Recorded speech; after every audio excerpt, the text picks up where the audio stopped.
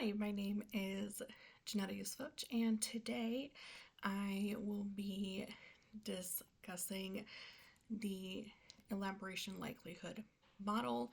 That is what I used in my paper. My paper was specifically in regards to using the elaboration likelihood model in digital persuasion and crisis communication.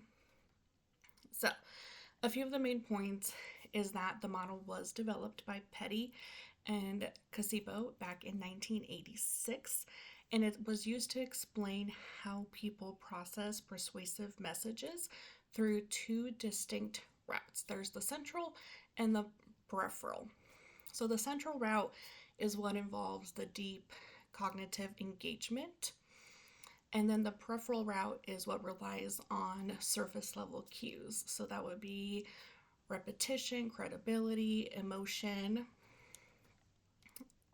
So the model is essentially used in understanding how persuasion works in digital media and crisis communication. So the role of the model in digital persuasion is that digital communication is very fast paced and messages spread instantly through social media. That is a direct quote from Sonder, 2008. Most online users process persuasive messages through the peripheral route due to information overload, right? Like we all know TikTok, Instagram, Facebook, things come, they're quick. And honestly, you blink and they're gone, right? So this means that visual appeal and credibility and endorsements become very highly effective.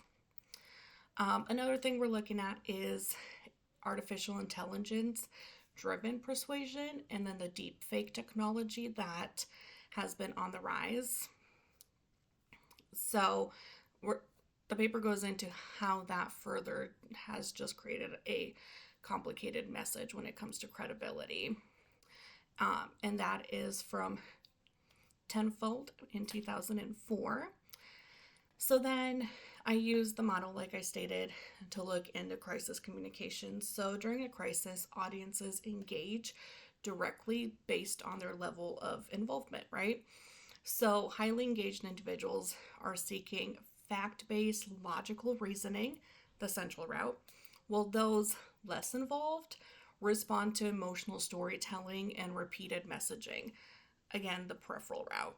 And that's Combs 2007. Understanding message framing is really important in crisis communication as different audiences require tailored persuasive strategies to build trust and combat misinformation. Scannell 2001.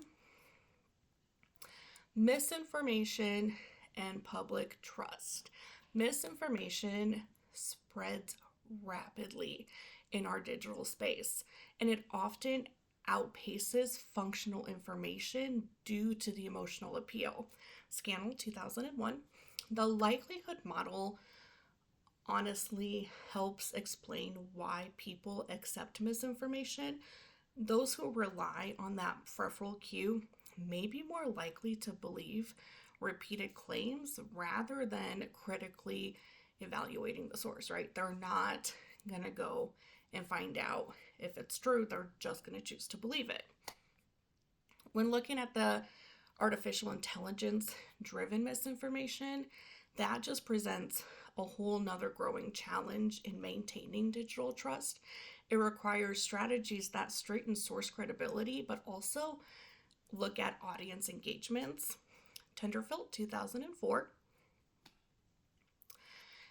Lastly, in the conclusion, the elaborate likelihood model remains a valuable framework for understanding persuasion in digital communication, crisis messaging, as well as the misinformation management. Um, you know, sources aren't going anywhere. The fact that information is getting to us faster isn't going anywhere. It's only going to get faster. And fake information is just going to continue to be out there. Digital communicators must adapt to persuasion strategies based on our audience involvement and our cognitive engagement. Future researchers should explore how emerging technologies like artificial intelligence and virtual influencers impact persuasion public trust. Thank you. Hopefully that gave you an awesome round fact, or not fact, but fast breakdown of what was in a 20-page paper.